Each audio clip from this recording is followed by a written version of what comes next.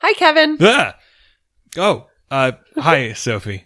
Hi. Hi. I'm sorry. I was distracted. I was just working on season 3 because I hear that starts soon. I figure I've got like a couple of weeks. Season 3 of what? Season 3 of our show, actually. So I know I'm really cutting it down on the wire, but I feel like in this last couple of weeks, I'm really going to pull the first episode together. But Kevin, season 3 starts today. This is a funny haha joke, Sophie, but I really got to get back to work. No, Kevin, right now. This is the first episode. Oh, wow. Okay. All right. Hello, travelers. Welcome to the first episode of season 3. Woo! All right. Whew. The good news is that was a bit. And so now we're here. And season 3 is well underway, and we have a couple pieces of news for you before we begin our grand tale. News? What news, Kevin? So first off, merchandise. I think a lot of you already know this, but we do have an online store with DFTBA. If you just search for DFTBA, the Penumbra podcast, you'll find us. And the reason I want to bring it up now is because we have some new items for you to check out if you haven't seen them already. We've just put socks on sale. The socks are so cool. They are wonderful. We've got Juno socks. We've got an array of socks. We've got purple Penumbra socks. Yes. We've got all the socks you could ever want so long as it's one of those 3. And we still have all the posters and season soundtracks and t-shirts and pins that we've had forever, so go check those out. And because a lot of you have been asking, our most recent live show that happened over the summer, Juno Stealing the Train from Nowhere, will be going up on the DFTBA store. We are working on it right now, and we will let you know as soon as we have a definitive release date for that. The other piece of news that I wanted to give, another thing that people have been asking us for, is we have a P.O. Box address if you'd like to send things our way.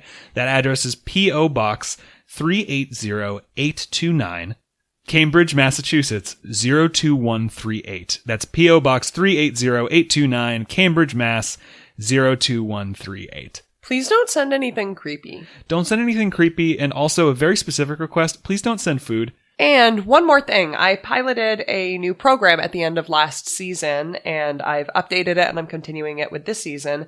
So moving forward, the Penumbra will be offering ad space at the top of each episode to artists, creators, and businesses whose mission and values align with ours.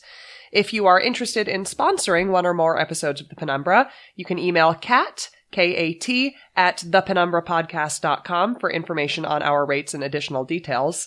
But for those who may not be able to afford a sponsorship, but would still like to advertise with the Penumbra, we are open to submissions for free, one-time ad spots. We are interested particularly in promoting LGBTQ and POC creators and business owners, small businesses, and groups that support workers' rights or the environment, though all submissions will be considered. Ads will be chosen very selectively and at our discretion. We reserve the right to put no ads in an episode if none of the current submissions fit our qualifications. To find out more details, you can go to thepενumbrapodcast.com/contact. All right, Sophie, so what do you say? Are we ready for the episode? I feel like we've kept them waiting long enough. I don't know. I feel like I could riff for another 40 minutes. Oh, let's not. All right. Thank you again, travelers, and enjoy.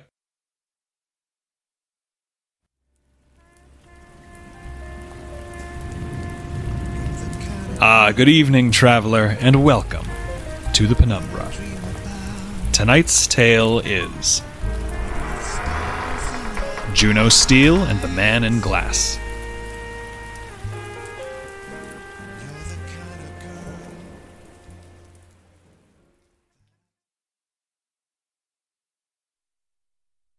It's true what people say about the view from space. You look at how much there is out there and you feel your own smallness in the face of it, sure, but you also feel the freedom of it. Infinite space means infinite room to move around. It means infinite possibility. Like, if you just looked long enough, you could eventually find anything. Even yourself. Makes me feel a little silly for not leaving Mars earlier, honestly. I've been thinking a lot about that whole process. Finding myself, what I did during it, and I guess what I'm trying to say to you is... That's all very interesting, Juno, but does this really seem like the best time for this conversation? I mean, I guess not, but... Excellent! I agree. If we keep this streak of agreements up, perhaps we will work well together after all. But didn't Buddy say that you had to... Now it appears they're checking identification by the door. Come along. Hey, Ransom, wait up. Ah, goddamn 6-inch heels. He's been like this since yesterday.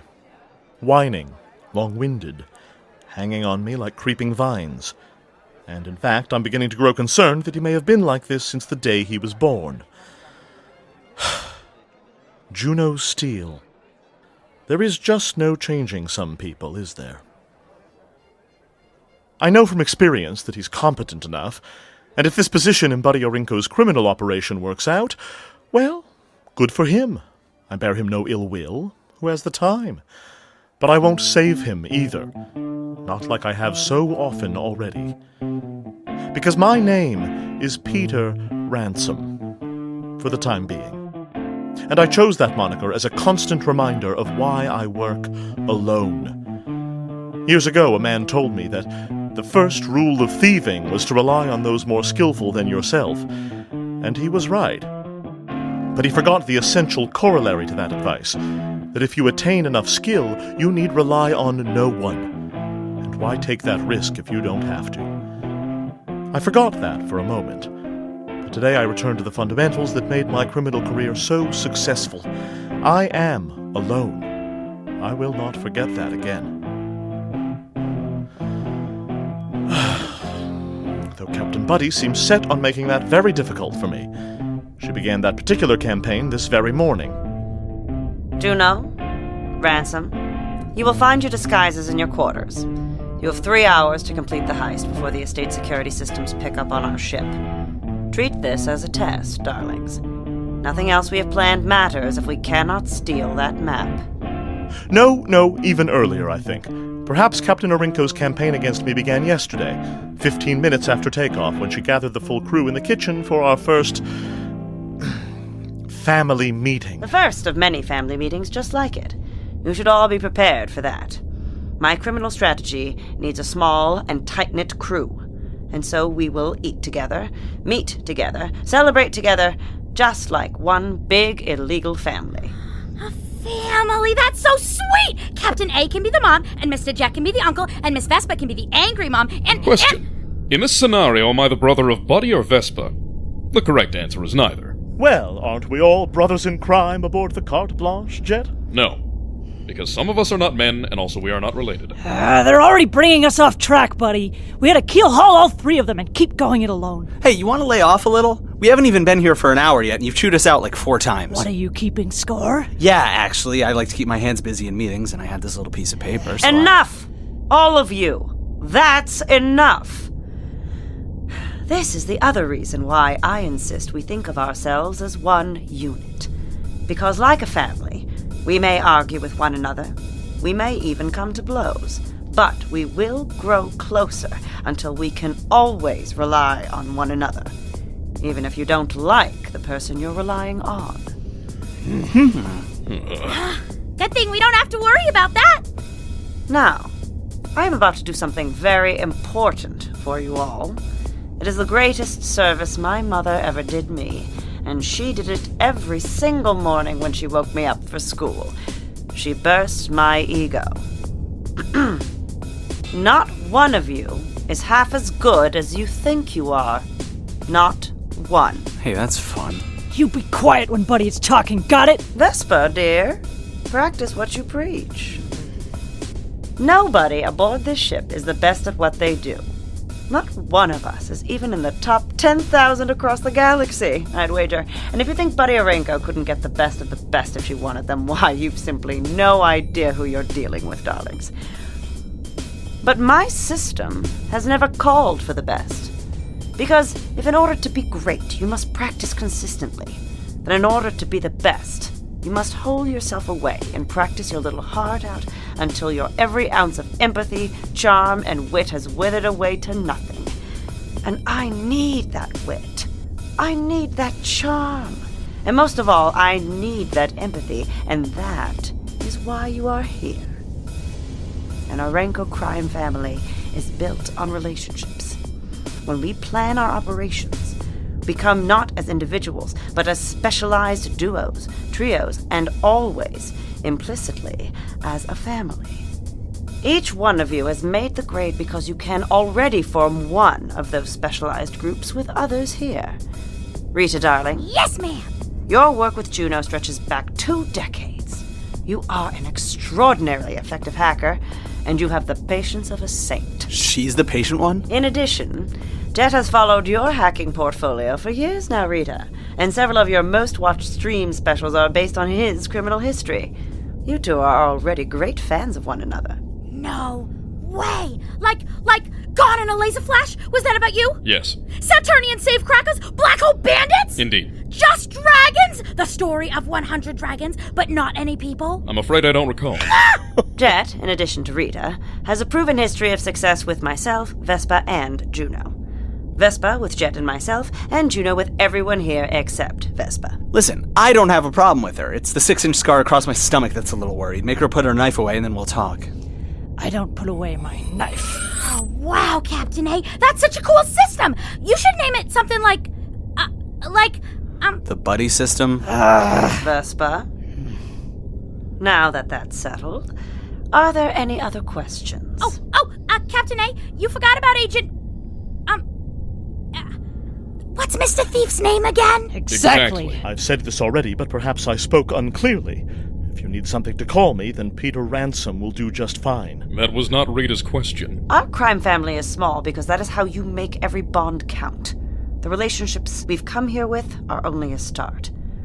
One of our very first priorities as a crew will be to build those yet unbuilt. And that brings me to my first 2 commands as head of this operation. Well then, let's get to business, About time. First, I will be taking Rita out for ice cream tonight, and none of you are invited. What? Oh boy! It embarrasses me that I don't already hold a close relationship with everyone on my crew, and so I think we ought to fix this one tonight. I'll see you at 8 o'clock in the garage. I know an asteroid with the best soft serve in Seoul. We'll take the car. The Ruby 7 is not ready. The other car. Aye, Captain. Charming. If I may, Captain Orinko, you did not mention me as one of your associates either. Perhaps I could... I'm so sorry, but our get-together will have to wait for another time. You and Juno are going to be very busy tonight. The hell? It's not... We're... I'm afraid I don't catch your meaning, Captain. That is my second order. Our first heist is tomorrow, and you two are going in alone. You'll have to prepare. Tomorrow? Just the 2 of us. I hope that won't be a problem, Ransom. You did promise me that you had someone you worked well with. It's the only reason I took your application seriously, if you recall. Of course there's no problem. One day is just less time to prepare than I would like. Boo-hoo. But I will excel regardless.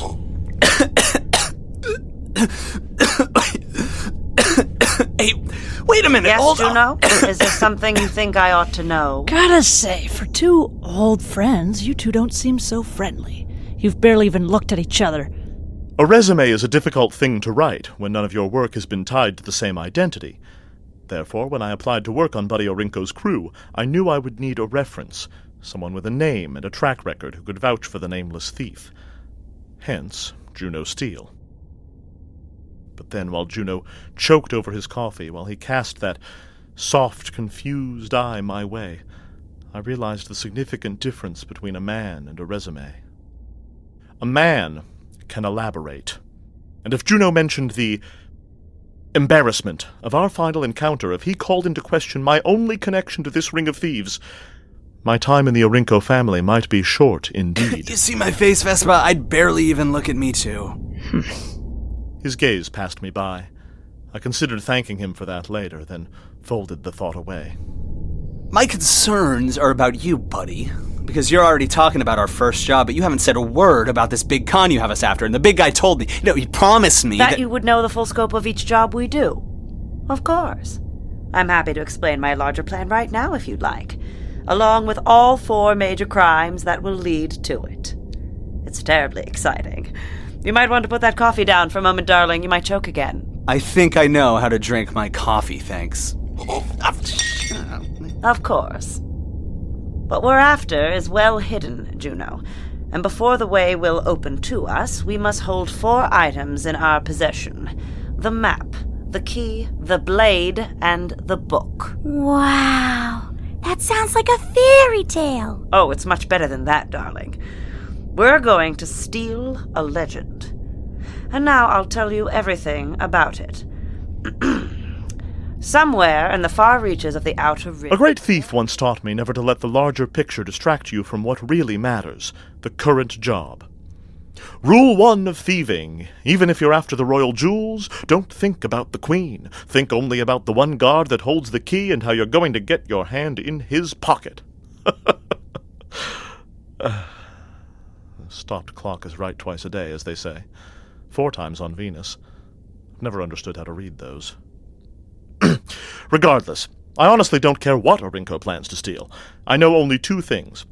That our targets will be very, very valuable, and that I need a lot of money quickly.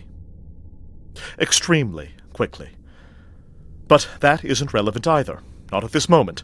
So I'll take my debts, and I'll take Buddy's ultimate goals, and I'll fold them neatly in my mind, and I'll file them away under for future consideration. So I spend the night researching our mark. I apply my face, remove it, apply again. My preparation takes longer than it once did, to shake the sleep and smooth the skin, but it has never served me wrong. Then morning arrives, and the job begins. Juno, ransom. Have you made your grand entrance yet? Nearly. The line at the entrance is extensive. It'd move faster if they let us go through more than 2 at a time. That, darling, is what we call a red carpet bottleneck. When you reach a certain level of fame or wealth, you forget completely how to enter a room any other way than with a twirl, 3 bows and a herd of paparazzi drooling at your feet. And everyone at a Nova Zolotov gala crossed that threshold years ago. Plenty other thresholds around here. Can't we just skip this part, take the side door or something? No. Everyone is taking the red carpet. We'll have to blend in if we want a clean escape from this place. Do I look like I'm blending into you? I've seen suns less bright than the gown Buddy threw at me. All camouflage, darling. If you need to hide something dark, you do it in the shadows. If you need to hide a parrot, you do it in a cloud. I never said I look like a clown. I hate to interrupt, Captain Orinko, but we're nearly at the front of the line. Excellent. You remember the plan? Sorta. Every word. Good. Then I'm ceasing communications in case anyone is monitoring for comms calls. I'll see you when you have the map in hand. Good luck. Luck will have nothing to do with it. I have memorized every word of Buddy's plan, along with every square foot of Novozolotov's satellite estate. I prepared just as I'd been taught to, and I would excel. Our target awaits at a charity auction being held by trillionaire art collector Novozolotov. Disguised as Outer Rim newlyweds, Buddy's idea, of course. I would never reuse a cover story so flippantly. We are to enter the gala, participate in the auction, and buy an irreplaceable work of art, with nothing in our wallets but a mirage. First, Rita will hack our aliases onto the guest list. Those, at least, I was allowed to choose. Dauphin. Ah, there you are. And have you cleared an account for purchases this evening? Zolotov has attempted to heighten security at this event, partly by ensuring that his guests keep as little money on their person as possible. Fewer creds in the building should mean fewer thieves at the door. As such, all creds intended for auction purchases are called in through cleared accounts managed by Zolotov. It's an interesting concept, and certainly not one I'd heard of at this scale. Very flashy. But our hacker made short work of it. Of course we have an account. It's right here. Oh, you don't have to show me. Oh, that's sizable. You're damn right it is. Delightful. Now, may we... Oh, right. Monsieur and Madame Dauphin.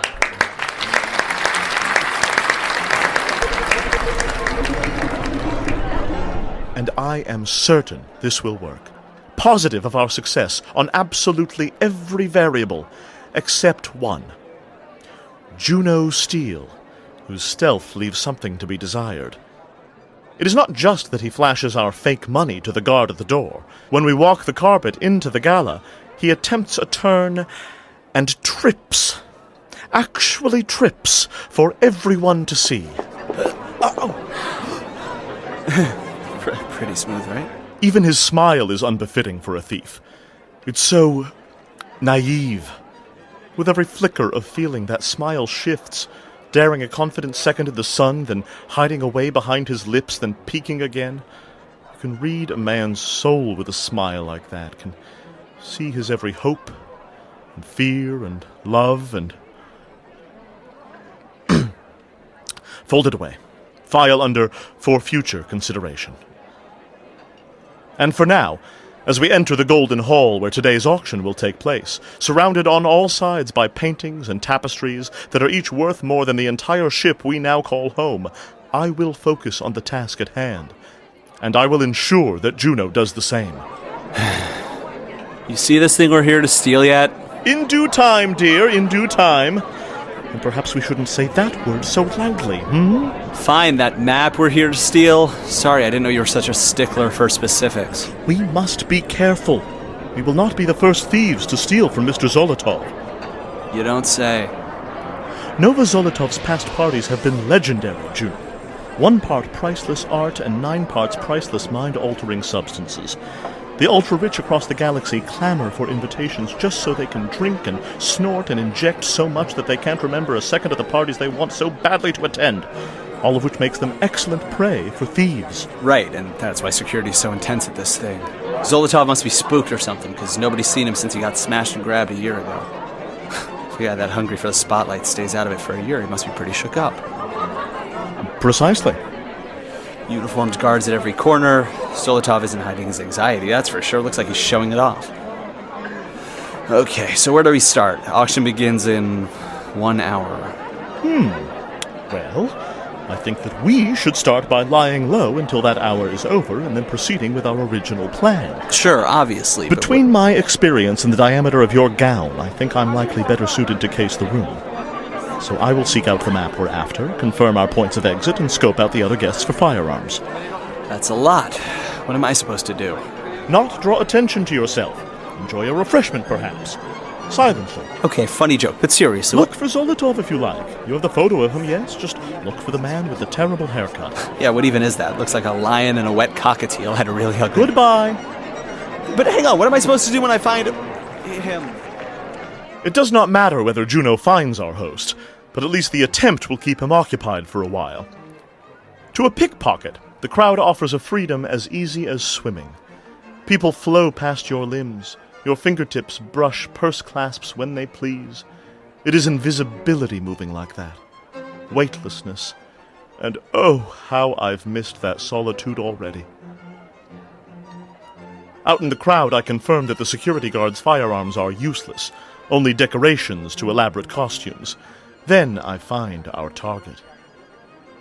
The gilded globe of Reaches Far is the most valuable treasure map in the solar planets for more than one reason. It is small enough to hold in the palm of one hand, but completely golden and studded with intricately carved gems. Just looking at it, I can feel old habits work in my fingertips. The desire to pluck it and disappear out some window slick as shadow.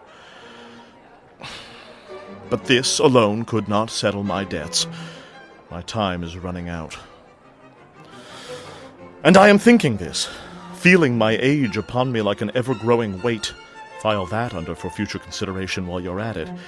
When I see Juno across the ballroom, a vision in gold and light, breaking the only rule I gave him.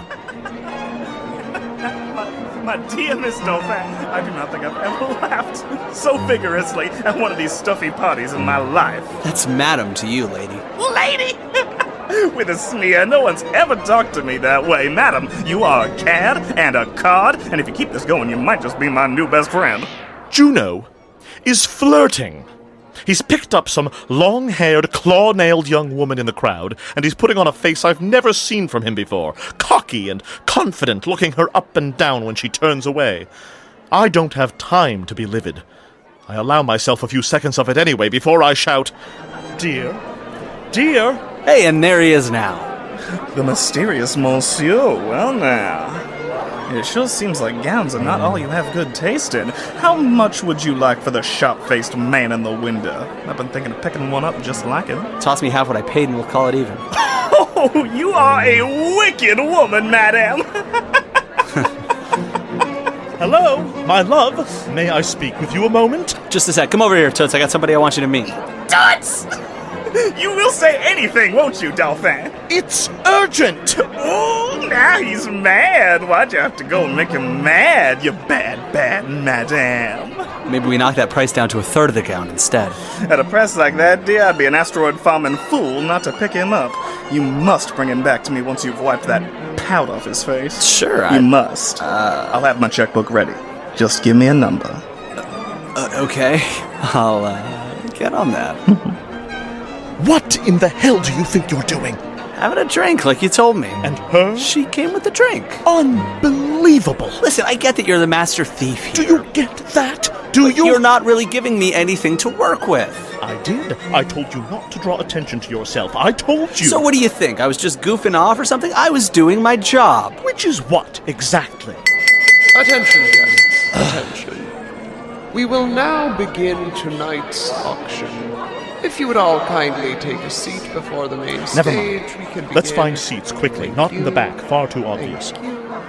We move to our seats, and whatever my frustrations, at least our job is nearly over. Whatever Juno's mistakes, we will buy this globe and we will leave immediately. But still, the way he was staring at that woman, hardly blinking, he nearly jeopardized our work, our freedom, so he could talk to a pretty face in the crowd. The nerve of it, the unmitigated...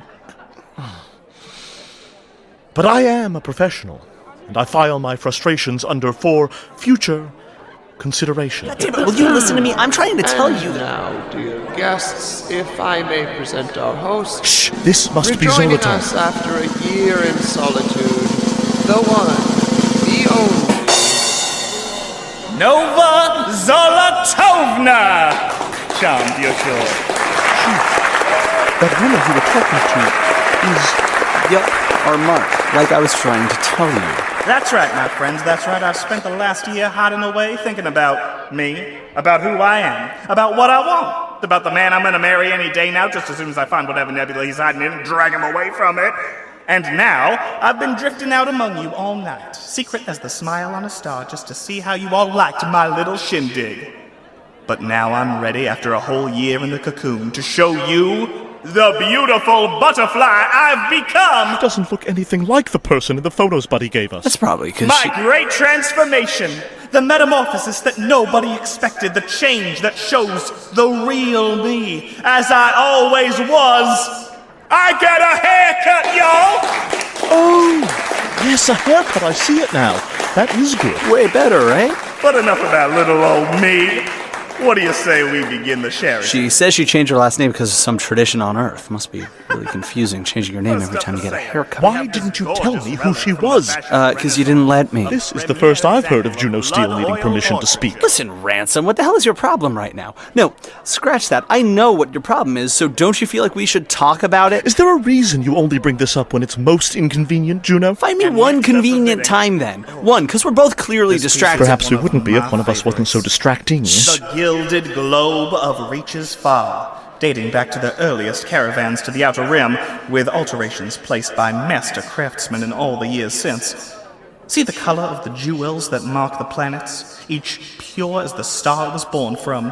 See how all those styles of circuit work dance across the face, like a beautiful socialite with a new haircut at her wedding ball, which should be any little old day now. Beautiful, absolutely beautiful.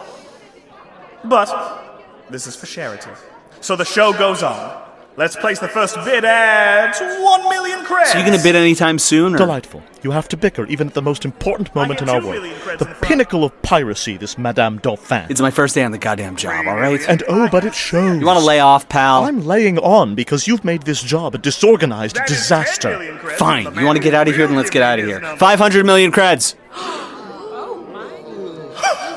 Oh my, that is a jump of 488 million creds to the charming Madame Dauphin.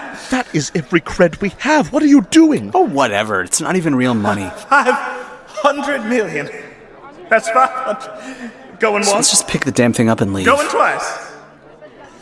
Oh, but I can't resist. I bid 1 billion creds for my gilded globe. What? Oh, but that gave me the bank of something powerful on auction. So exciting. 1 billion. That's bad. How do we get more money in the account, like now? Call the captain, quickly. Well, anybody want to match that? Madame Dauphin? Come on, Rita. Rita, I told you to call the captain. Well, the captain would just put Rita on the line, all right? This is faster. From a lover's quarrel, but... Oh, I almost forgot. Go in once! Hi, Rita's room. This is Rita! Rita, quick, I need you to hack another billion creds into our account. Go in twice! Billion? I can try, And boss. sold to the charming little lady from the middle of nowhere, Neptune, Nova Zolotovna! Boss? Never mind, we'll figure it out. Don't tell Buddy. Oh, there is nothing that makes you feel more alive than spending 10 figures in one go. I'm sweating like a hog sunbathing in a supernova. Well, So this... what do we have up for sale next time? isn't great. No, dear detective, I'm afraid it isn't great. But resentment is not the current job, so I will fold it up and I will file it away. Because the future can wait. That is all the future is, in fact. Moments in wait, time whose time has not yet come. And in fact, if you are disciplined enough, the future can wait indefinitely. The present is what presses.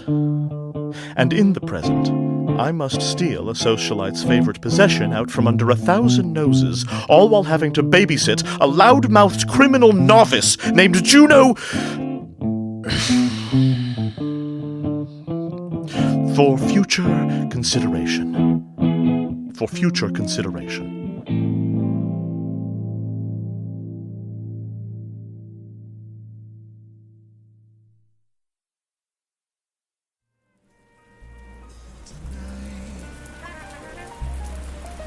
If you've enjoyed this tale, please consider donating to the Penumbra on Patreon. Our artists work tirelessly to bring you these stories, and if you have the means, we hope you will support our efforts. Every dollar helps. You can find that page at patreon.com/The Penumbra Podcast. If you support us on Patreon at the $10 level or higher, you will receive access to commentary tracks like this one, with co-creators Sophie Kaner and actors Joshua Elon and Noah Symes. I mean, with the exception of, during the live show and Right. and in the Christmas episode for Right. about 2 seconds. Right. But yeah, functionally, I haven't recorded as this character in 2 years. Yeah. Which is crazy. So yeah, I mean, for me, it was.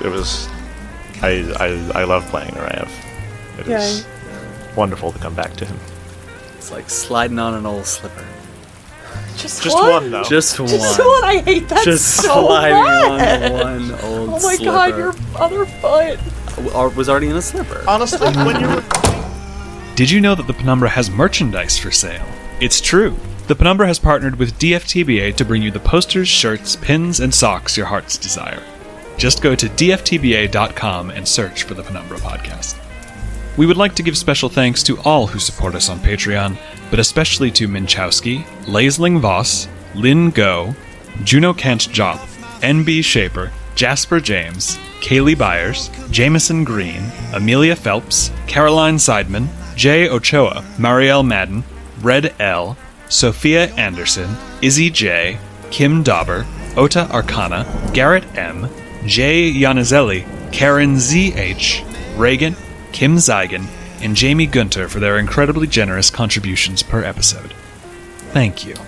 This tale, Juno Steele and the Man in Glass, was told by the following people: Noah Symes as Peter Ransom, Joshua Elon as Juno Steele, Alexander Munoz as Nova Zolotovna, Sarah Gazdovich as Buddy, Chloe Cunha as Vespa, Alexander Stravinsky as Jet, and Kate Jones as Rita.